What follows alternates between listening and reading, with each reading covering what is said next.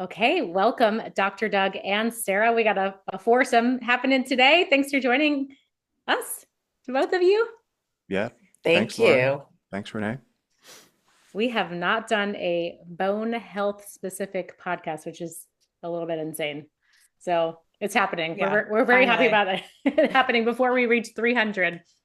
Well, Renee and I were just talking about, we go to all these anti-aging longevity conferences, and we're talking about all these things to increase our health span and make our time here on earth like more pleasant and more vital. But not a lot of people talk about bone health when it comes to longevity. It's a little wild. But like when we think about older generations, like our parents and then their parents, everyone's concerned about people breaking bones and falling. Like the concern is there, but we're not talking about it in the preventative way. So we're very curious to hear, how can our bone health, our skeleton, really be a very critical component of our longevity? Do you want to kick us off, Dr. Yeah, Doug? well, yeah, I'd love to start there because I actually I'm prepping for a conference next week, which is a biohacking longevity conference. And it always surprises me when I go to these conferences as a consumer or as a speaker that there's very little conversation about really musculoskeletal health in general. Mm-hmm.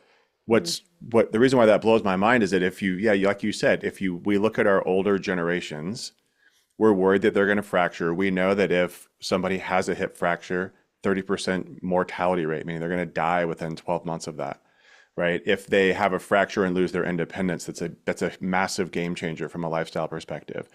If people are saying they want to live to 130, 150, 170, but they're not paying attention to their bones, boy, they're really missing the big picture here. Because you can have all the great mitochondria and all the great skin and all the great stuff, but if you don't have a skeleton to support it, it's all for naught. Yeah, absolutely. Yeah. And the other thing about that I think is so important is that I don't think that we realize that we build most of our bones by the time we're about 18 and we reach our peak bone mass when we're 30. And so starting at 30, we're losing bone density every year after that for the rest of our lives. And yet in the American healthcare system, insurance does not pay for a DEXA scan until most of us are 65, and for men, even later than that. So that right there makes no sense, right? That we're already seeing degradation in the entire structure of our body starting at age 30, and yet we don't do anything about it until it's such a huge issue that a lot of people wind up being forced to go on medications at that age because they're already so far along in the process of osteoporosis that they don't have another choice. And there really are so many other ways. Yeah. Yeah, we're definitely going to talk a lot about prevention today because, we were saying a lot of our audience, 30s, 40s, and you're right, we're not told to get a DEXA scan yet. And Lauren and I had the privilege of getting the REMS, I believe is how it's pronounced, test with you in the fall. And I was somewhat shocked to see that my bone health wasn't quite where it should be for a 38-year-old. Now, shocked from the sense that I'm 38, I'm healthy, I should have good bones, but also not shocked because, like, you told us the stat of how young you are when your bones are forming. And I was a ballet dancer. I battled anorexia for about 10 years during those really important years. So I was very nutrient depleted. So I'm like, of course my bones weren't getting the nutrients I needed. And at 15, I landed a jump in ballet class wrong and I fractured my SI joint. I mean, that tells you right there, like at 15, your bones should just be fracturing from landing a jump. So I'm very passionate about this personally. Our mom is at an age where she's really working on her bone health. So, hi, Mom. I know you're going to listen to this episode and you're going to really be taking notes on this one. But yeah, so prevention. So maybe we can jump ahead to the REMS because I think DEXA is still the gold standard. That's what everyone thinks that we should be doing. So maybe we can compare the two and yeah, why REMS could be a better option for people. Yeah. Yes, sir. Why don't you kick that off? Absolutely. So the Echolate REM scan is an ultrasound bone density scan. So it's up to 5 times more accurate than DEXA. I mean, there's a study that came out by the NIH, which shared that 90% of DEXA scans have at least one data inaccuracy in them. So although DEXA scans are the gold standard, it is also very well known that they have a lot of issues. It's if you're not using the exact same device with the exact same technician and the person is placed very specifically in the device, you will have a lot of inaccuracies and variation. Whereas with the REMS scanner, it's highly accurate, and it's not dependent on the technician, it's not dependent on the device, and you're able to actually see bone quality as well as bone quantity, and that's a big differentiator as well. So you're looking at the microarchitecture of the bone. Most DEXA scans are looking at the outside of the bone, which is the cortical hard structure of the bone. And the REM scan actually looks at the internal structure of the bone, which is that spongy interior bone. Because sometimes we can start seeing that our bone density is lower, but as we saw, when you were talking about that, Renee, the quality of your bone is really good, right? You have really strong bones, even though you have potentially diminished quantity of bone. So the ability to sort of start to see the strength of our bone and not just the quantity of the bone is a really important feature that the REM scan offers. And it's quickly becoming the gold standard in Europe. And it's not there yet in the US, but I think we believe that it will be within the next 5 to 10 years. Great. I hope so. Yeah, I'd love to hop on there too and just say that I actually just received this morning an email from a colleague who was basically inviting me to be a part of the conversation with the World Health Organization, calling into question the integrity of the DEXA. Now that we know so much more clinically, should we continue to use this test as the quote unquote gold standard? And I don't even like using the word gold standard. It's just the standard. It's the only option that we have globally. But it really is, there's a high degree of error from test to test. And we see a lot of people who will get one test, they get a diagnosis of osteoporosis, and then they get a REMS or even a second DEXA, and it's a wildly different number. So there is a lot to be desired in imaging for bone health, and we can talk about all the different ways that you can get imaged. None of them are perfect, but DEXA is what people have access to for the most part, so we still have to use it at least for now. Okay. And would you say that consistency matters? Like if someone's been doing DEXA every year for years, if they should just continue because I would imagine maybe we're comparing apples to oranges, like you're getting different Correct. information. That's absolutely right. So all of our patients that come into our practice, which focuses almost exclusively on bone health at this point, everybody comes in with a DEXA. After they hear me talk about it for a while, they're in our community, they hear me talk about imaging, they see me with Sarah, we talk about REMS. Everybody gets a REMS if they can. And then they have both. But what we tell people is you can't just go from DEXA to REMS and then pick the one that looks better. That's not how it works. Different modalities, looking at bone different ways. You need to compare apples to apples. Once you have two of each, if you want to pick one and go forward, that's reasonable. But you can't just go DEXA to REMS. Oh, my REMS looks better, and then walk away and be happy. We still have to respect what DEXA is showing. Yeah, I'm likely to run away with the better test results, but it's very easy to do. I'm so curious in just the story that is told with any diagnostic. So what stories or what pictures are being told that are a little bit different in the DEXA versus the REMS? And in terms of solutions that we may have, are we getting a fuller picture? Do we have more actionables when it comes to REMS? Yeah, Sarah, why don't I talk about DEXA and then I'll let you talk about what you're seeing, because Sarah's done how many thousand REMS scans? About 2,500 yeah. REMS Wow. scans. She's seen the back end of a lot of scans. But I'll talk about DEXA because I'm an orthopedic surgeon by training. So I've seen a lot of DEXAs, I've seen a lot of x-rays. The challenge with DEXA is that it is an x-ray. That's why I bring that up, because it's a two-dimensional image. It's looking at the bone with just like what is being absorbed or not absorbed from an electron perspective. That's what x-rays do, right? So they're just telling you about density, and that density is going to be impacted by a lot of different variables. That's why what Sarah was saying, the same machine matters, the same person operating the machine matters, which of course you can't control that. But then there's other factors too, like positioning on the machine, updates to the software of the machine. There's all of these variables that go into a DEXA that make it unreliable to some extent. The story that it's telling you is simply what is the density of your bones? What is the essentially calcium composition and other mineral composition of your bones? But that story of density is only a part of what we really care about, which is fracture risk. We really want to know, are you going to fracture? And that equation really is density plus quality equals fracture risk. And that's why knowing quality is so important. And DEXA doesn't tell us anything about quality. There is a software add-on called TBS, or Trabecular Bone Score, that is becoming more popular, and it's getting updated and it's getting better, but it's still using that same 2D technology, that same two-dimensional image to try to get a sense of what's happening. And I think it is never going to be as good as something like ultrasound or REMS, because it's using just essentially bad data coming in, right? Bad data in, bad data out. So while TBS can help to some extent look at quality, we really need something that can look through the bone and do it on a 3D image perspective to be able to understand what's happening with quality. So I'll turn that over to you, Sarah. So, I mean, what do you see with the story being told by REMS?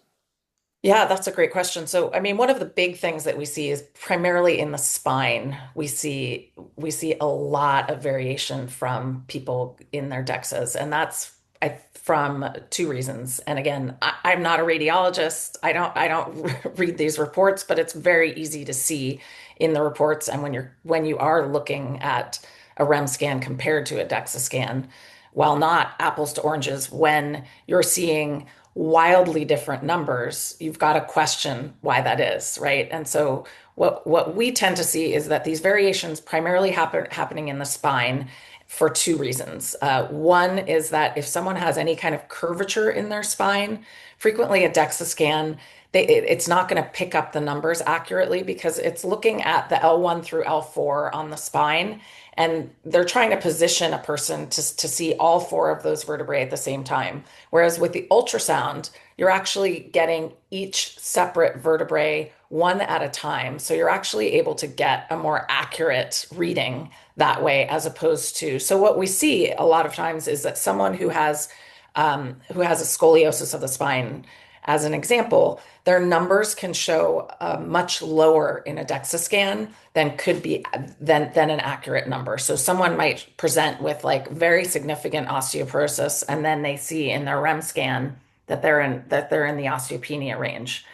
Sometimes one of the reasons that we might question whether a DEXA scan is accurate is in the same body, your hips and your spine should have results that are pretty close to each other, right? So what we see often is that someone might have like, and I'm curious what you think about this, Dr. Doug, but we'll see someone that has very significant osteoporosis in their spine, and then osteopenia in their hips. It's that kind of wild variation is very unlikely to happen in the same body unless there was some Okay. major accident that someone had, a very significant car accident or something like that.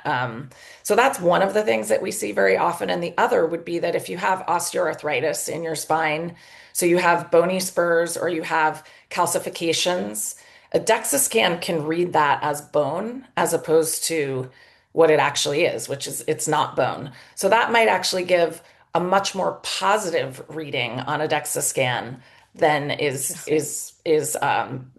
the true score in the bone. So those are the two major things that we see, and it's primarily, as I said, in spine variation. But usually it's like when you start to see huge variations within one body, it makes you say, wait a second, it's pretty unlikely that someone could have that much variation in in the same body. Would you agree with that, Doug?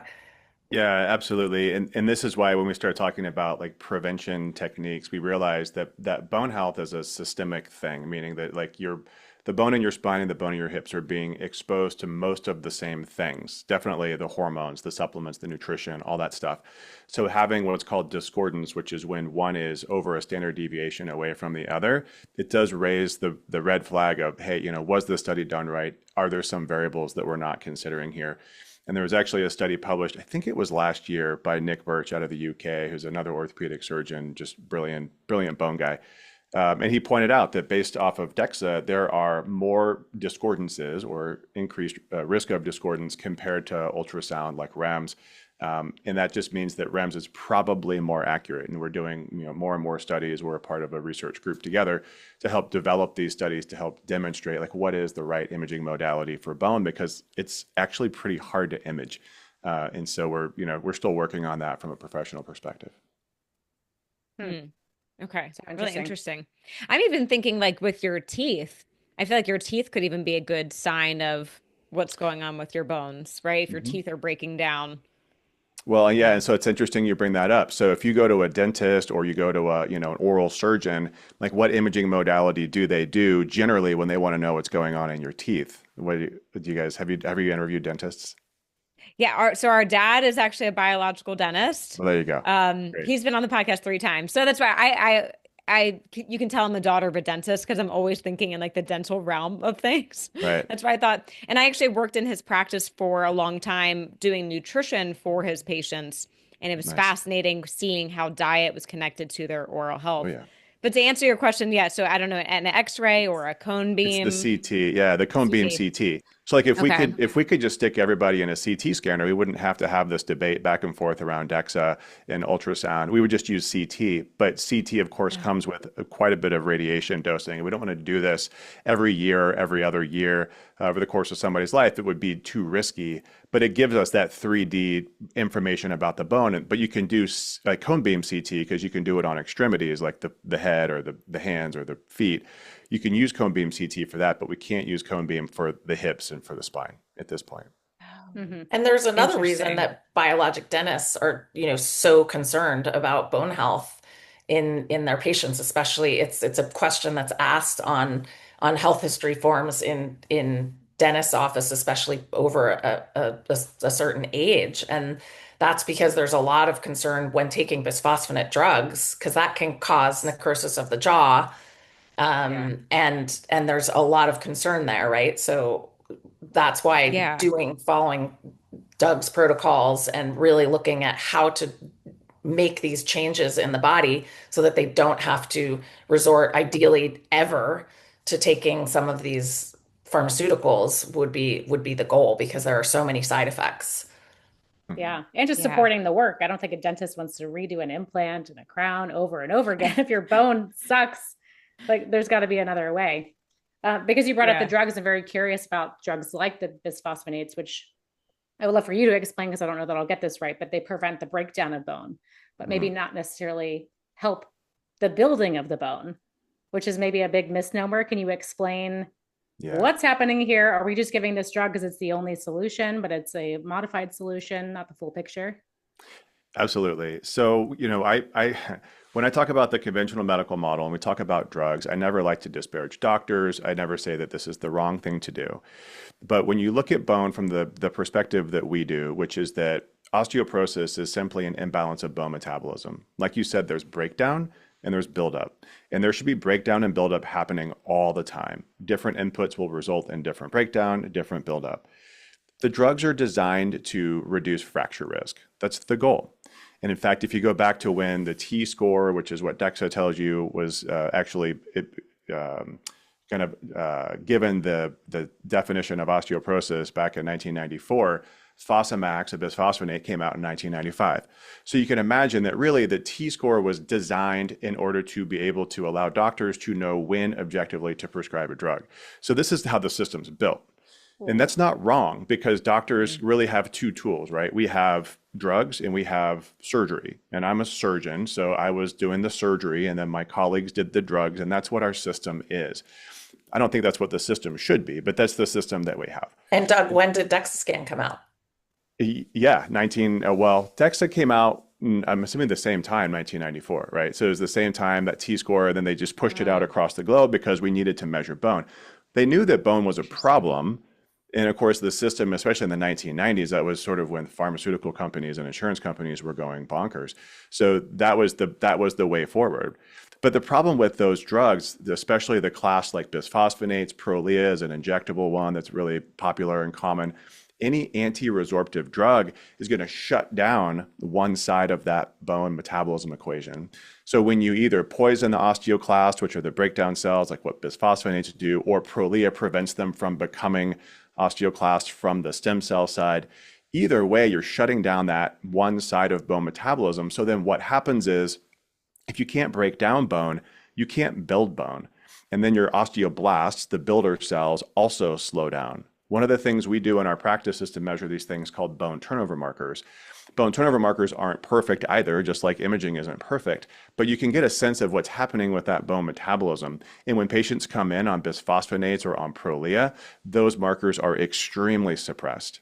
So we see very low numbers, and essentially what's happening is there just isn't any bone turnover, which in the near term is okay because it will increase bone density. All the collagen that's laid down is getting calcified and the minerals are going in if they are consuming them. And your bone density will get better and your fracture risk does go down in the near term. But the problem is you can't do that forever. This is not a long-term approach. So if we want to biohack bones, we need to focus on that metabolism. There's a time and a place for these drugs, but from my perspective, only if there is a defined window in which you're going to use it, like say post-breast cancer or some other reason why you know you're going to be losing bone rapidly and you can't do anything else about it, then yeah, let's use this powerful pharmacological tool. But especially if you're like in your early 50s, if you just went through menopause, you're losing bone, you already have osteoporosis, these drugs are not a long-term solution. We need to look at all of the other levers that we can pull.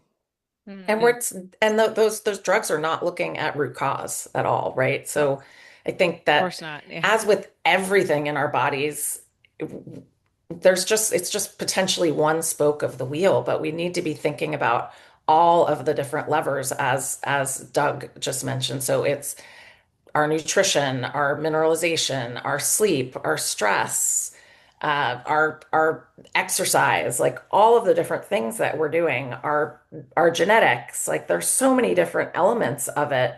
And what Doug and his team are doing is really looking at all of those aspects so that people can actually start healing from the root cause of like, why is this happening in the first place? Like, why are we not looking at the fact that the osteoporosis rates are going up so tremendously in this country? You know, currently there are 55 million people in the US diagnosed with low bone density, and that's only people who've tested, right? And it's going Right. up every year. The rates of low bone density in men is increasing. And we're also seeing younger and younger people presenting because as we have more people with sedentary lifestyles, we're sitting in front of screens. Our nutrient density has gone down so much. And we're not looking at this holistically of like, why are we having all of these issues popping up more and more in the first place? Yeah. Yeah. So maybe we can start to unpack some of that list that you just said, that amazing list, like nutrition. So our soil's depleted, organic is barely even really organic nowadays. No one's eating local. So what can we do from a nutrition perspective to change that for our Yeah. bones? Yeah, I'll jump on that one, Sarah. So we like to look at it like this. We say that if we're going to create a comprehensive program, we need to start with the lifestyle pieces. So we have like a pyramid kind of framework thing, but the bottom of the pyramid is all lifestyle. So everything that Sarah just said, stress, sleep, nutrition, exercise. So we can kind of break those down. From a nutrition perspective, the one commonality we see in literally every patient that comes into our practice, unless they've been listening to my YouTube channel for the last 2 years. Otherwise, every other patient that comes in is eating inadequate protein. And they're eating inadequate protein for a lot of reasons. You can go back, for the last 50 years, we've demonized as a government and as a culture, we've demonized dietary fat. Animal protein in particular comes with a fair amount of dietary fat. So it's just natural that as we see the rise of carbohydrates, we're going to see a decline in protein. Plus, if you look at from just the nutrition information that's out there, this is such a challenging space to have conversations in because it's really a belief system, right? Like people believe that what they eat is the right thing. So it's hard to change people's belief systems. And I don't try. But what I do like to point out is that the literature on bone health in particular, but also on muscle and muscle development, it's really, really clear. We need at least 1.3 grams per kilogram, probably more like 1.6. And that's if your gut is working well. So what we do is we say, look, let's just make it easy. And let's just say it's 1 gram per pound for those of us in the US. It's 1 gram per pound of ideal body weight. The problem with that is that most of our patients can't do that. They've been under eating protein for so long, their gut doesn't have the capacity to digest it. So when they hear me say this on YouTube or a podcast, they try it and they say, there's no way, not a Mm. chance. And I get these comments all the time, like, how do you eat 50 grams of protein in a meal? I'm like, with a fork, but it takes gut health in order to be able to do it, right? Like you have to be able to digest it. And so Yeah. many, especially women, as they go through menopause, as they age, they lose hydrochloric acid in their gut. They have declining function of the pancreas and the enzymes that we need to break down protein. And they have dysfunction potentially of their gallbladder, so they can't digest the dietary fat as well. All of those things are potentially improved, potentially fixed. So if you're not able to consume the protein, then you need to do the gut health thing. And that really should be like a fifth block of our foundational stuff. But that, if you can just do that one thing, then I don't care which belief system you have. If you're a plants only person, carnivore person, if you're a diehard Mediterranean person, I don't care. You can add in all the other stuff. But if you do that one thing, we'll make 99% of people's diets better. Yeah. And so what do you think about like maybe an essential amino acid powder, digestive enzymes, HCl, protein powder? Like should women be Right. adding those in to help with Yeah, so that? I'm a big fan of testing. I know you guys are too, right? So Yeah. let's try to use biomarkers where we can. That's why gut Okay. health is such a challenging one, is because you have to work with the right practitioners. So when we hire dietitians into our practice, they're gut health gurus. They've all been doing gut health for, 10 years, 20 years.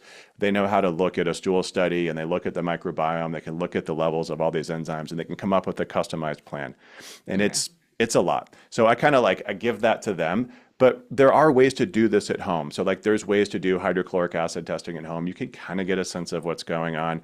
I'll just say one thing real quickly on the EAAs, the essential amino acids or branched chain amino acids that some people like to take. I think that they're valuable if you're not getting adequate protein. I just Mm. saw a recent meme that was funny. It was a swimmer pouring water on their face, and underneath it, it said, taking EAAs when you eat adequate protein. Meaning that if you're getting adequate protein, the EAAs aren't doing you any good. But if you Okay. aren't able to get adequate protein, they could be a powerful tool, especially around a workout. Got Yeah, it. I have a client Makes just sense. this morning. She's really having trouble eating enough. She's a high toxic load. She's got her cavitations dealt with. Protein is so hard for her. So she's Hmm. trying to get the powders in, and something like that Hmm. is Mm. helpful if you can't chew it. And also, Oh yeah, gut yeah. health. If you're not digesting it and breaking it down, it's going to put more stress on the system. And depending on, like Doug was saying, the person and their specific situation. Like I find I lift very heavy and I have very challenging workouts. And I find that when I take essential amino acids around my workout, I see less soreness in my body the next day, even when I am eating sufficient protein. So for me, it's a valuable tool. I take my creatine and my essential amino acids either right before or right after a workout, and I notice a significant benefit for me. Hmm. But that's also because I'm super aware of my body and what I need. Hmm. I Yeah. love that. I like that stack. You're lifting Yeah. heavy, which is important. I want to talk about the exercise soon, but beyond Yeah. protein, I'm curious about minerals. Like a lot of people are still drinking out of plastic water bottles or filtering the crap out of their water. There's not a lot of mineralization. What are you seeing in terms of water quality? Do you think that plays a big role? Oh, for sure.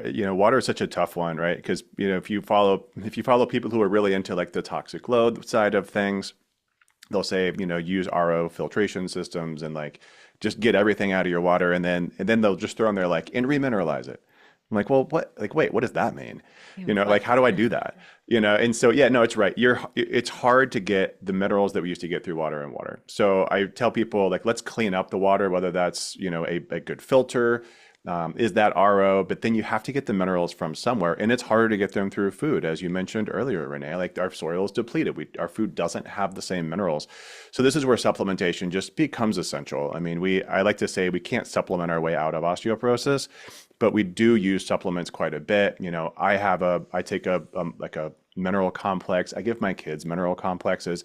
I just think it's hard to get through diet. So that's something that we do. We go that next step and we add it in.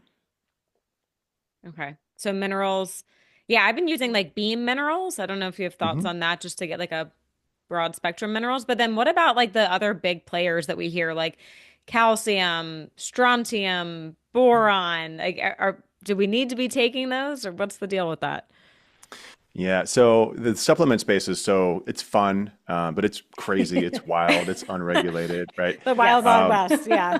And I know, I mean, if I do a video on supplements on our YouTube channel, I mean, it's like 10x the volume of viewers that we get for any other topic, right? It just, people are so Wow. fascinated by supplements, and for good reason, because they are valuable tools.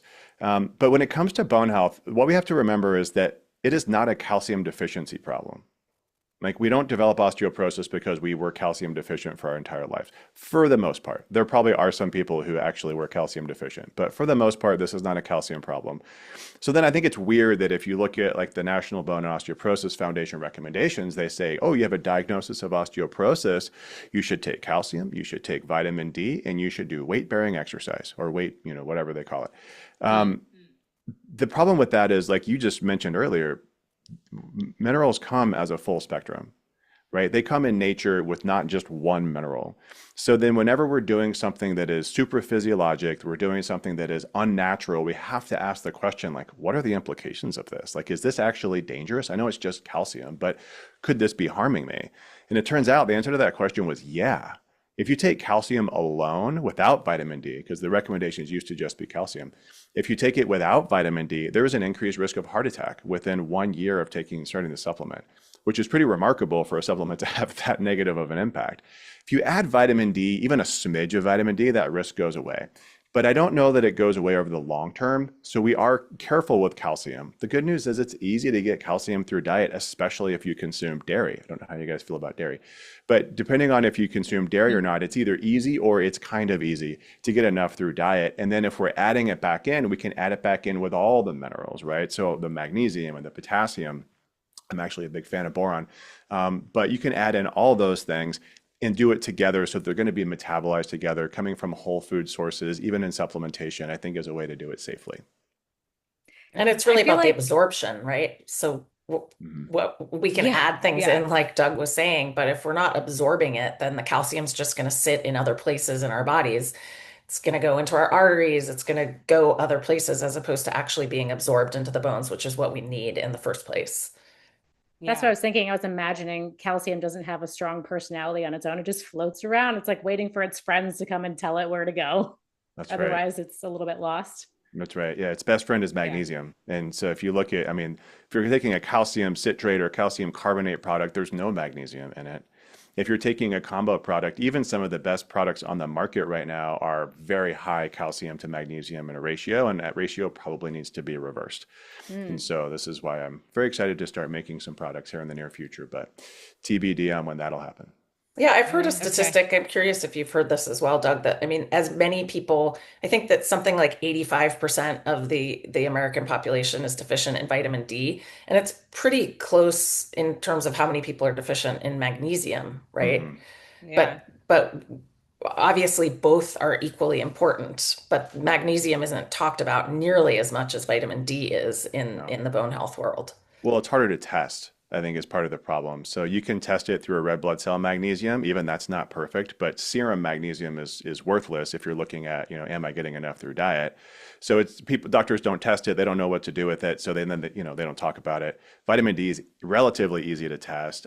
My patients are actually all on vitamin D, but you're right. General population, vitamin D deficiency is everywhere. But vitamin D is a funny one. It's not really a vitamin, it's a hormone. And so we have to be careful with how much we're taking. I think that's really misunderstood in this space too. Yeah, and Yeah. important What's to know, a like, inflammation drives it down. So are you not getting in the sun, or do you have high inflammation driving it down? Yes. Yeah. And what's a good range for vitamin D if we are testing Yeah, for so information? the literature really supports being above 30, but there probably isn't any benefit being above 50. And these are, I forget what the units are actually in the US, but 30 to 50 is our range. Above that, there's lots of people who will say, oh, the studies show in these big cohorts that people who have vitamin D levels of 80 or 100, they have lower rates of cancer, they have lower, better all-cause mortality, et cetera. But those aren't supplement studies. Those are natural cohorts, naturally high levels of vitamin D, which comes from, like you just said, low levels of inflammation, good sun exposure, like lots of good habits. And so I think that we're misunderstanding that data, and we're saying that yes, higher is better. And I see people who are on massive doses of vitamin D trying to drive it north. But when we do that, we have a negative impact on vitamin A. We need vitamin A in the cell to make vitamin D do its thing. And so if you are driving down vitamin A, you're actually going to see a negative impact as a result of this and that supplementation. I actually just reviewed a study that it's like 4 or 5 years old that showed that higher levels of or higher doses of vitamin D as cholecalciferol, that D3 that we say is vitamin D, that's not really, but higher levels of that were actually associated with an inverse relationship of osteoporosis, meaning that the more they took, the more likely they were to have bone loss. Wow. Oh, Yeah. And what about vitamin K? Oh, yeah. We love vitamin K. Vitamin K is a weird one, though. So, vitamin K comes in two forms. There's K1, which we get through plants, and then K2, which you get through some animal sources, but it's mostly through fermented things. So, you're talking like aged cheeses, you're talking about some, like, not processed in a bad way, but processed meats. So, things that have been aged over time. And so, vitamin K1 as the plant source can be converted to K2 in the body, but it's the K2 that we really need. So we recommend supplementation of K2 because it's hard to get a lot of K2 through diet unless you're, mainlining aged cheese and meats, eating charcuterie boards all day long. But it's Sounds hard to good. get enough Which isn't through a bad diet. thing. Yeah, no, sounds delicious. Yeah. Cheese party. very delicious, very dense though. But it's hard to get enough through diet. So this is one that we do supplement. And a lot of people will be asking the follow-up question of what type of K2. So there's MK4 and MK7. MK4 is the one that has the best research, but the research is all in these really big supraphysiologic doses. So I recently interviewed a doctor who was a huge advocate for this, and he makes these products with these big doses of MK4, which I don't think there's a negative to, but we prefer to use MK7, which has a longer half-life. You can dose it less frequently and use more physiologic doses, but there's less research on it. So maybe the combination of the two, but we need vitamin K to help vitamin D do its thing, to put calcium and other minerals in its place. Vitamin K has been shown to help obviously with osteoporosis, but also with cardiovascular disease. So that's, two of the top 3 killers in the US at least. So yeah, it's really important, and we probably can't get enough through diet. Mm. Interesting. Yeah. Are you familiar with Weston Price, Dr. Mhm. Weston Price Oh, yeah. research? So for the audience, if you're not familiar, he was a dentist that traveled the world, and he found these cultures that had amazing bone structure, teeth, perfectly straight teeth, no gum disease, no cavities. And he looked at their diets and what they were eating. But what he found was there was this thing he called it the X factor.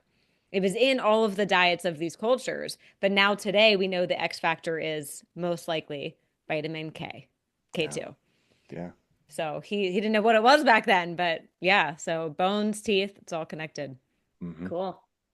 All right. So that's good. I think a good rundown of supplements. I would love to jump into the exercise piece because it's so important. Sarah, do you want to kick us off with, you're over there lifting heavy. Why is that so important for our bones? Yeah, absolutely. I mean, lifting heavy, I think that unfortunately the exercise world, especially for Gen X and older, really did a disservice to women because we were taught to do a lot of cardio.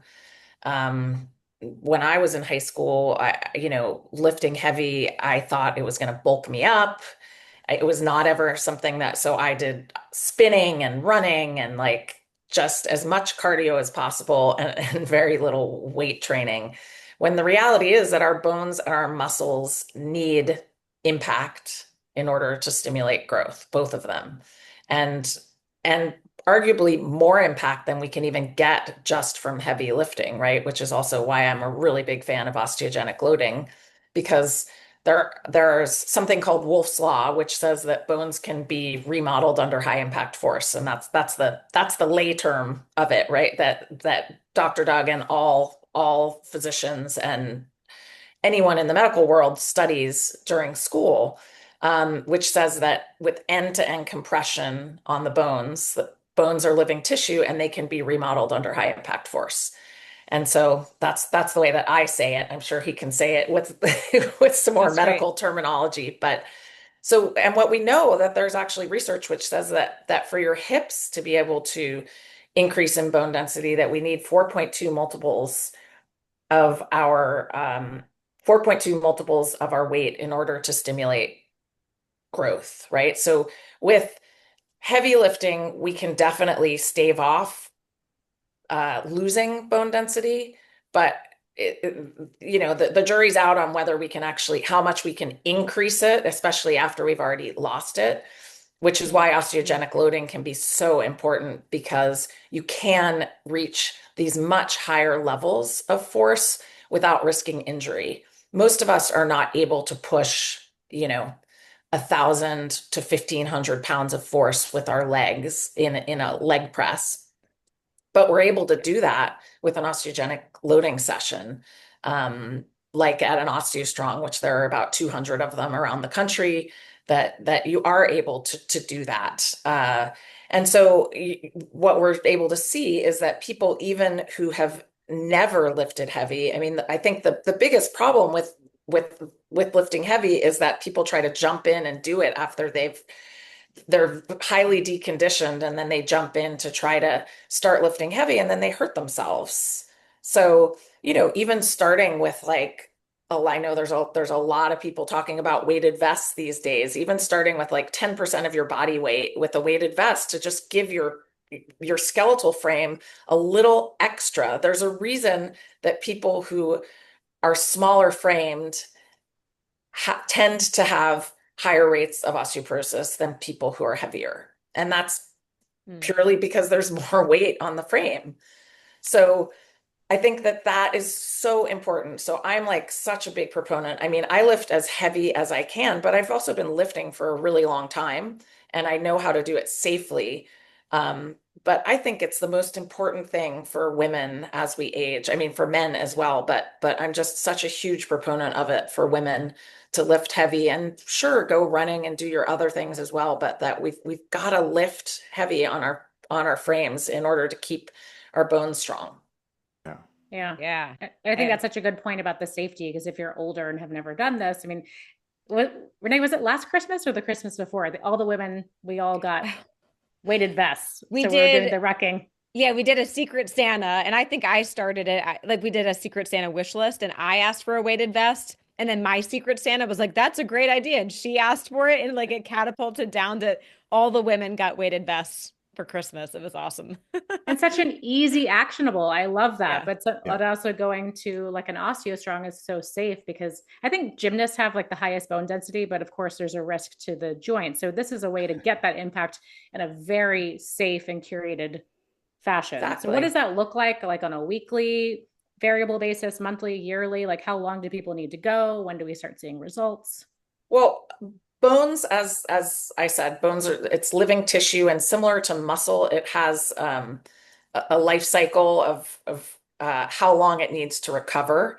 And so what the research shows is that it needs about 5 to 7 days between sessions of doing this very high intensity, high impact training. So not to be confused with when we're doing training for our muscles, where we need like 36 hours, 24 to 36 hours for our muscles to recover. But bones need longer, especially if we're loading really heavily on them. So there's not any benefit to doing osteogenic loading more often than once a week. So it can have really profound impacts on the body with very little impact on your time, or also it doesn't deplete your ATP stores. So you could go and do an osteogenic loading session and then go do a workout afterwards, and you'll have a great workout, because it's not affecting the body in the same way that, whereas if you did a workout first before your osteogenic loading session, you'll probably be tired and you won't have as good of results. So what we see is that people need to come once a week to do an osteogenic loading session. And then, really, if you think about the fact that people's bones have started to decline in density starting at age 30, it takes time. So we like to say you have to give it at least a year to start seeing a change. For some people, it's less than that. I made some significant changes in my own health because I had stellar bone density for a long time. my mom died of ovarian cancer, unfortunately. And so I have the BRCA gene mutation. So I had my ovaries removed last year. And in a 2-year period, my bone density went down about 20%. And all of a sudden I had osteopenia after having great bone density. So I was like, wow, like I'm the poster child for Wow. bone So health. just And from the hormone connection, just from the Ooh, hormone I want to know connection. about this. which, Progesterone, estrogen. oh man. Dr. Doug, can you tell Yeah. us what's Yeah. Yeah. happening? Yeah, absolutely. So just what Sarah experienced, and this is where I've actually been, Sarah and I have been talking medical stuff for, I don't know, like 4 or 5 years, Sarah. And I remember we initially had these conversations, it wasn't as obvious to me then as it is now, but all three of the sex hormones, estrogen, progesterone, testosterone, all three have tremendous impact on bone. Estrogen is more known for it because it's actually an FDA approved drug for osteoporosis prevention. Like it is known to slow down bone loss. But we see very predictably, if as a woman goes through, let's call it a natural menopause without surgery, if she goes through a natural menopause, she will rapidly accelerate bone loss. It's just absolutely predictable. That's why, as when we talk about hormone replacement therapy and we talk about that risk benefit conversation, I say if you haven't been screened for bone health, you cannot have that conversation with your doctor because you don't know one of the biggest things that you need to know going into that conversation. So, starting estrogen as you go through menopause, or even in perimenopause when things start to fluctuate, starting estrogen when it makes sense can prevent that bone loss. We know that progesterone also has an impact on bone, but it's never been studied independently. It's kind of always co-captained to estrogen. So we do have some women who are using progesterone off-label as an individual therapy, and we do see them improve, but it's hard to know how much of that's coming from the progesterone. And then testosterone is sort of like, it's kind of like the unknown, the wildling in the background that there's a lot of kind of conversation around it right now. And a lot of women are using testosterone, which is potentially great, potentially not so great, depending on how they're using it. Testosterone is an anabolic hormone, meaning it can make things grow. So great for muscle. It's probably great for bone, but never studied independently for bone health in women. Has been studied in men, so we can extrapolate from that data and say, yeah, it should increase bone mineral density. Never a big enough or long enough study to say how much it can reduce fracture risk. So huge opportunity there to learn like what can we do with testosterone, because we know that so many women have low testosterone for lots of reasons we can get into. But all three sex hormones, very important, and having that conversation about either replacement or optimization, even for women who are premenopausal, young women who have dysfunctional cycles, there can be value there to maintain bone as a young adult woman as well. So all three super powerful. And I can say that Right. for me personally, doing all three, and I'm actually doing sort of a practice called physiologic restoration, which actually cycles the progesterone and the estrogen. And in 6 months, I saw a 4% increase in bone density in my spine. Nothing else really changed in my world. I've been lifting heavy for a long time. I eat lots of protein. I do OsteoStrong, and the only real big change was the hormones, and I started to see that shift. So that's pretty significant.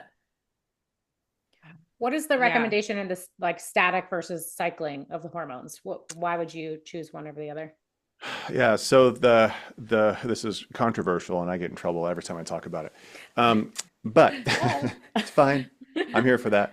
I just did a video on the whole concept of cycling progesterone because there's a lot of providers, especially in the OBGYN space, who would say there's no reason to do this. There's no literature to support it. It doesn't make sense. Like just use static drugs.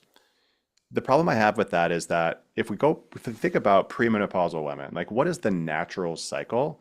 What happens, right? So you have usually a 28-day cycle on average. And the first half of that, you have estrogen that rises and falls. You have ovulation occurring right there in the middle. And then you have your luteal phase where progesterone rises and falls. That sounds a whole lot like rhythmic dosing. It sounds a whole lot like cycling estrogen and progesterone. Now, it's not quite that cut and dry, but that's the basic picture if you look at it from a 30,000 foot level. So if you think about from a cellular level, like why is that important? Well, we know that estrogen, as it is made by the body or given from the outside, estrogen will have an impact on the cells. does something to the bones, which we can talk about later, but on all the cells throughout the body, it gets them ready for progesterone. So you give estrogen, and then the progesterone receptors come out of the cell onto the cell surface and gets ready for progesterone. Then as estrogen falls, progesterone comes in, and it does the same thing for estrogen. So they are working at the cellular level to give you this push-pull of estrogen, progesterone, estrogen, progesterone. So then we go into menopause. Women lose their sex hormones for the most part. Maybe they maintain testosterone, but they lose the vast majority of their estradiol and progesterone. So then we give them back in a static dose. I mean, we use the same dose every day throughout the year for the rest of your life, maybe. And that doesn't make sense physiologically, because now you have estrogen, which is telling the progesterone receptors to come out, but there's already progesterone there. So it's this idea of like receptor confusion. And if this happens, then every tissue of the body that has sex hormone receptors, which is a lot of them, then like what is the benefit? But we know that static dosing does have tremendous benefit. So I'm not here to say that static dosing doesn't work. But when you look at the literature, especially for bone health, which is the angle that I always take this through, when you look at the literature for bone health, you see that the rhythmic dosing protocols in studies have better impact. Now, they also tend to use higher doses too. So there is not a great study to say what exact protocol, what exact dose is the optimal dose. We don't have that data. Plus, it needs to be customized anyway. But if you go back before the early 2000s, when the whole landscape of hormones shifted, most of the studies were asking those questions. What is the right rhythm? What's the right form? What's the right dose? After the early 2000s, when the WHI and other studies came out, all of the research shifted to do hormones cause cancer, right? And so like in that do hormones cause cancer question, we don't get any sense of what is optimal. We just are asking the question, do hormones cause cancer? And so now we have to go back to some of that older data. There are some newer studies coming out kind of supporting these ideas. There's some great studies that are planned that are going to take a look at rhythmic dosing to see if there is tremendous impact. Right now, the literature is promising, but it's young and it's early. And this is where the OBGYNs sort of say, no, thank you. Let's stick with what we know. It's easier. It's potentially safer, although arguably not true. And it works. The problem I have is that if you look at static dosing protocols over the long term, they tend to stop working. We know that in the WHI in particular that we have 20-year data follow-up on, there was a 40% reduction in fracture during the intervention phase, but that faded over time. Why would that happen? Maybe receptor confusion, maybe because they were using crappy hormones in the first place. We don't know, but it's worth asking the question. And then there's other reasons too, like women who are on rhythmic dosing tend to feel really good. Better cognitive function. These are all reported to me. Better cognitive function, better sleep, better libido, better energy. I mean, all of these things come back because it's the natural way that hormones move back and forth. But how you do it, who's the right person for it, those are all really controversial. And all of those things are going to affect your bone health, because if you feel terrible, you're sleeping poorly, your mood is low, you don't have any libido, so you're, if you're in relationship, that's you're struggling in that area. Like there's so many elements that are going to affect your bone health, because so many women at this age are going through life like feeling like they're half the person that they used to be, and we don't deserve that. We don't deserve to have high anxiety and terrible sleep, and the only thing that people talk about widely is hot flashes, but it's bone health, it's sleep, it's mood, it's everything is dysregulated. And I can say for me personally, I feel like I'm 25 again. My biggest thing was that I had joint pain everywhere. I would wake up every morning and felt like I was like 85 years old. Like my joints hurt. Who wants to go work out if their joints hurt? Right. So it's going to Yeah, no affect, way. of course, your bone health is going to be affected as well. And my bone density is going back up. So, between osteogenic loading and the cycling of the hormones, it's amazing. That's Makes awesome. sense to me. Thank you for sharing that, Sarah. Your story. That's amazing. Yeah, I mean, the rhythmic cycling, it makes so much sense. I mean, Lauren and I talk a lot about just like cycle syncing for women that, are still in their reproductive years. Like that makes so much sense to lean into that. I mean, I'm still seeing that doctors are ordering hormone blood tests for clients, and they're not even asking what day of the cycle they're on. It's crazy. I just had one yesterday, and I'm like, they didn't even ask you that? And she was like, no, does that matter? I mean, it's like crazy. And she's trying to get pregnant. So very important. But anyways, so I'm glad you brought that up. The whole hormone thing is it's a big thing to unpack. So thank you. Mm-hmm. Yeah. Awesome. All right. Did you have another question? Well, I'm just curious, do you think there's any other big variable that we're missing? Anything about stress, mindset, environmental, anything that would be a big pillar that we need to consider? Yes, yes, and yes for those Yeah, no, three. let's just keep going. In 2 minutes. No, just kidding. Take your Yeah, time. no, I mean, so let me talk about stress for a minute.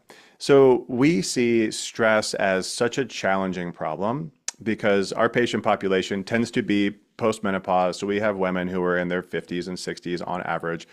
And this is the sandwich generation where they're taking care of aging parents. A lot of them still have kids, even though they're older kids usually. They still have kids, which are super stressful. And most of our patients also have a career. They also have a needy husband. They're sandwiched in between all of these. I can say that because I am that guy. But they're sandwiched in between all of these massive responsibilities. And what they complain to me about from a mindset perspective is just anxiety and overwhelming stress.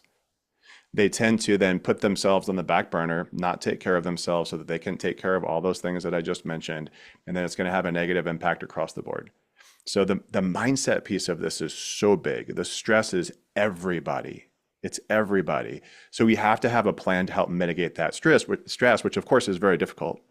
But that's why you have to look at that, be honest about it, and then get the help that you need to do that. But the biggest piece here is just the mindset of taking that control and saying, look, I'm important. If I can't show up for me, I can't show up for those people that need me. And then figuring out what that means for you. And we have this conversation literally all day long, every day with our patients. And then I would add to that unfortunately sometimes doctors add to that stress, not intentionally, but there's like a bit of a fear mongering that can happen, which is, if we know some of these scary statistics, like it's a scary statistic that half of all women will break a bone due to osteoporosis. Like that is a huge number. But that doesn't mean that we should wrap ourselves in bubble wrap and like not go out of the house and not do anything, which is what some people start to feel like, which is like, oh my gosh, my bone density is going down. So does that mean I should stop riding my bike and I should stop doing all the things that I love because I don't want to fall down and I need to be careful? And so there's this like balance of like, you have to advocate for yourself and find a provider that's going to support you in the things that are going to, if you're working with a provider that feels like is not supportive, then you need to advocate for yourself to find someone else that is, so that you don't fall more into that hole of the stress and the fear and the anxiety around it. Yeah, having a support system. And I'm just thinking about my mom because she's dealt with bone health issues and she takes care of so many people in her life, like everyone. She's very responsible. Yet she really prioritizes strength training because she knows that it's so important and it makes her feel good. And I think a lot of women maybe feel selfish for saying like, oh, I have to go work out. But if that is the variable that is so critical to your health, I can't even call that selfish. I don't know what that is. That's a good choice in my opinion. Yeah. Yeah. I mean, mom she's 68 and she's lifting, I believe, heavier than she has ever lifted in her life. Good for right? her. She's like PRing. I don't know what she just deadlifted the other day, but she like 175 or 180 deadlift. Wow. Amazing. Awesome. Yeah, she's killing it. And her bone health has improved and she's working on the protein. And yeah, she's an inspiration for sure. That's amazing. Yeah. So stress, advocacy, toxins. We want to comment Yeah, well, on we that? can, let me just throw sleep in there. Sleep's really important. I think you guys probably talked about that a lot. Toxins is a toughie. It's a toughie because I find that I have a patient right now who's sending me all this information about heavy metal testing and HTMA and all this stuff, which is all valid, but she's missing the big picture about like, Are your hormones optimized? Are you actually getting enough food? So I think the toxin question is real. I think that yes, there are toxins that can result in bone loss. There's over-the-counter drugs, supplements, and pharmaceutical drugs that can result in bone loss. But if you're exposed to a lot of toxins, you have like, especially like chronic inflammatory response syndrome, or, SIRS, like all these things that can come along with mold, Lyme, and all this stuff. Yeah, that's going to have a negative impact, but it's probably not the underlying thing for most people. But there are those cases where you nail everything else, you're still losing bone. That's when we take that next step. Or some of the labs will say like, oh, like why is your CRP elevated and everything else looks great? Like, what is this chronic underlying inflammation? So that's kind of when we go down that pathway. I think it's real, but I think people get distracted by it because they don't want to do the work to do the other things that are more important. And we also don't totally know yet, right? We don't know, like, there's a lot of talk about all the endocrine disruptors for young women, like who are we're seeing that women are getting their periods at younger and younger ages, or women that don't have it for years. And we don't necessarily know what that impact is yet as these changes have occurred. And that's a lot of that arguably could be from environmental toxicity. And we just don't know. Yeah, I think the amenorrhea piece is big. And so you have a younger audience, so it's worth just touching on that briefly, which is that if you aren't having normal periods, something's wrong. It could be nutritional, it could be toxic, it could be, endocrine disruptors, it could be a lot of things. But we know if women aren't having 5 normal, quote unquote, normal periods throughout their year during their reproductive years, then they're losing bone. So listening to your cycle, understanding what's happening, if it's abnormal, really digging into that, not just using hormonal contraceptive pills to cover over it, like figure out what's going on. Not every woman's going to have normal cycles, but at least figuring out, what are the low-hanging things that you might be able to identify that could be causing this could be one of the most important things you do. Mm-hmm. Yeah, I think for women, like your period should be just like another lab biomarker or like a wearable. It's like it's more data to tell you, are you healthy or not? And I wonder if part of my bone health issue was, like I said, I started at age 10 with an eating disorder and I was doing ballet. At 15 is when I had the fractures. 3 months after that, because obviously after the fractures, I had to stop dancing. I started eating like a normal person again. And 3 months later is when I got my period for the first time. Yeah. First time. And then it's been pretty much normal since then. But I'm like, I don't know, 15, was that too late for bone health? I don't know, can't change it now. But yes. Yeah, pretty late. Yeah, and I see this actually, we have some young patients. So I have patients in their 20s and 30s and 40s who are high-level athletes. I actually have a ballet background as well, so I attract a lot of fine arts people into my life. Cool. Yeah, I danced professionally after undergrad before going to medical school. Oh my gosh. Amazing. So in a ballet company or? I danced at the Richmond Ballet for 2 years prior to going back to school. Very cool. My undergraduate degree is actually in ballet from the University of Utah.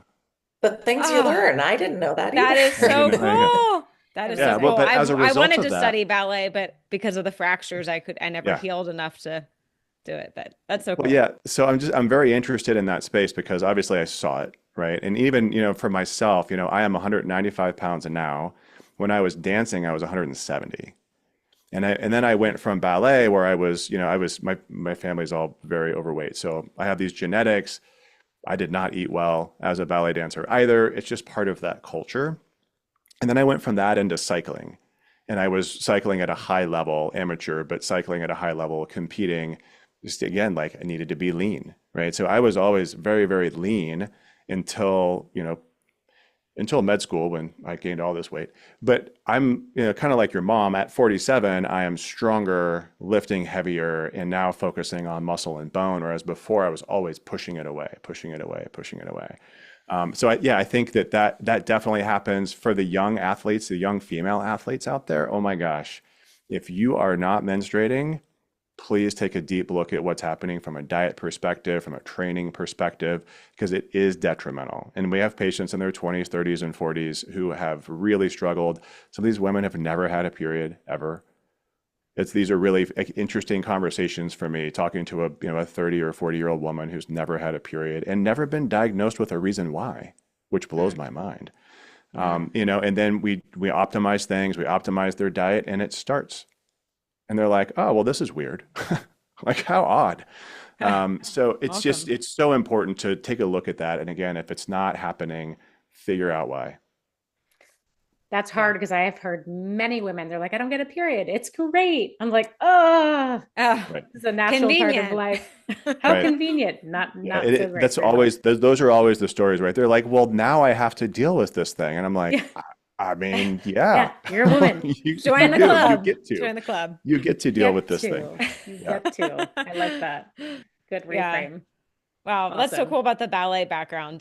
Just one more thing about that ballet thing, and maybe you noticed, I was told you are not allowed to lift weights. Oh yeah. Like Yeah. none. I didn't pick up a dumbbell until I was 20.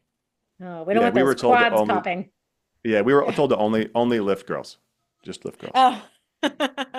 Just overhead press over and over. That's right. Yes. And think about that Uh, from, I mean, our bones and our muscles are basically being starved Mm. yeah, I when we're mean, no, doing no that. surprise that I ended up with 2 fractures. Like, it's no surprise. Right. Yeah. Well, and I didn't mention this. I have low bone density too. So I technically have osteopenia. I've had it since I was a young adult. And I think it's because of the way that I treated my body, didn't eat well. I was also in the fat-free craze in the, 80s and 90s, right? I was a Yeah. Snackwell cookies and fat-free frozen yogurt guy. Um, and it's so funny that I struggled with weight. Weird. But I think, not eating dietary fat, obviously not focusing on protein, had a negative impact. I never achieved good bone density. Mm. Thank you for So sharing that. for others that say, oh, that was me too, how much can we make up for that now? Oh, I got good news for you. So what we've seen, and I didn't know this was going to be the case when we started this practice, but what we see in our practice is that we have patients, I just kind of said, through the full age spectrum, right? So all the way into their 80s. Every single patient is able to see improvement on their imaging modality, regardless of age. So whether it could be a DEXA, it could be a REMS, they're putting on muscle mass. They're, those that are measuring on, something, whether it be DEXA or bioimpedance scale or whatever. We can do it at almost any age. As long as you have the capacity to move, to make decisions around your diet, you can see improvement. I like to look at bone health as a biomarker of health span. I think we should get away from this idea that it's osteoporosis and this is an age of disease and blah, blah, blah. Yeah, we need to work on that too, because as Sarah said, there's 50 plus million people with low bone density, and this is just in the US. But we need to get away from this idea that osteoporosis is a disease of the elderly. We need to understand that our bones are talking to us always. And if we're listening to them, then we can use bone health as a biomarker of health span. And if you're losing bone, something's wrong. We don't know what it is, but that's when we need to start looking. And physical longevity is everything. I mean, if we can't move our bodies, then who cares if our brain is healthy or the rest of us is healthy? It's like Yeah. it's just so vitally important as we're Yeah. getting older. Yeah. Yeah. I mean, we still like hyper focus on particular systems, but we are a system of systems. And it happens in the biohacking world. We started this conversation. There's never enough exercise at these conferences. There's so many fabulous technologies and supplements and protocols. It's like, How let's about go just look- moving your body? that's Right. some heavy stuff. Yeah. Right. Yeah. Yeah. Yeah. We need more of that at conferences. Yeah. Okay. Well, Thank you to both of you. Can you tell us, Yeah. we'd love to hear, like, where do we get the REMS? Dr. Doug, can you tell us maybe how can people find your protocol? More about both of you. Yeah. Go ahead, Sarah. Why don't you lead us off? Yeah, well, people can check out our website, Precision Bone Imaging, to find out where they can find a REMS near them. And if there is not one near them that is happening through our website, we can also help to direct people to somewhere else that they can get one. And then they can also go to, if they're interested in osteogenic loading, go to the OsteoStrong websites and find locations around the country as well for that. Yeah. great. Yeah. So my focus is on the medical side. We actually just went through a process of getting acquired. So we had 2 clinical practices that are nationwide telehealth. We just got acquired by the company LifeMD. So we are in the process of building all of this on their platform. So in the future, time to be determined, we will have some amazing programs available just for women and hormones in general. My title is actually VP of Women's Health, Hormone and Lifestyle Optimization. So we're going to build all of this stuff on the LifeMD platform. So check that out. in the future. For now, though, if you want information about bone health, hormone health, all the things that I talk about on a regular basis, just go to YouTube, The Dr. Doug Show, also on podcasts. That's the starting point for everyone. Yeah, Awesome. I've been binging your show. It's great. I love like the quick episodes of like, this is a deal with hormones. This is muscle testing, blah, blah, blah. It's awesome. So we're going to link to all that in the show notes because I know everyone's going to want to learn more about everything we talked about today. So thank you both. Mhm.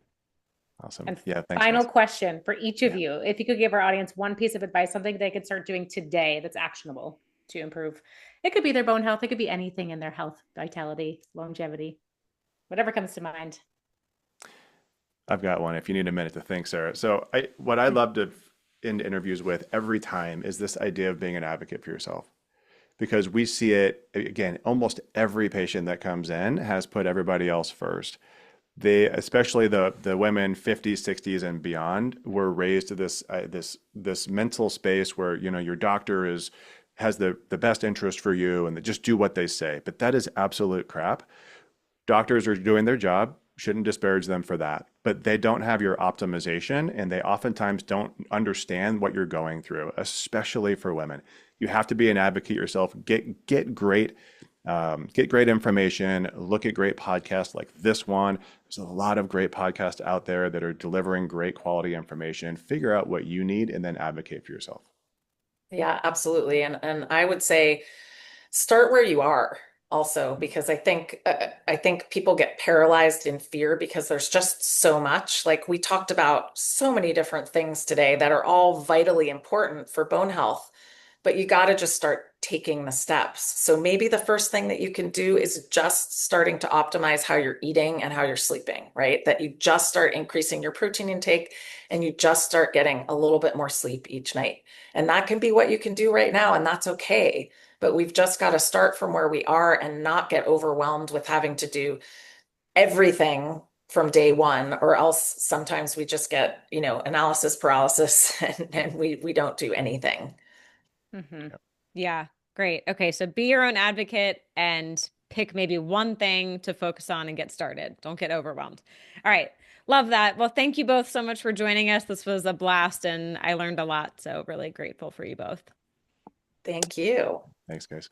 Thank you. And thanks to everyone for tuning in. We will see you next time.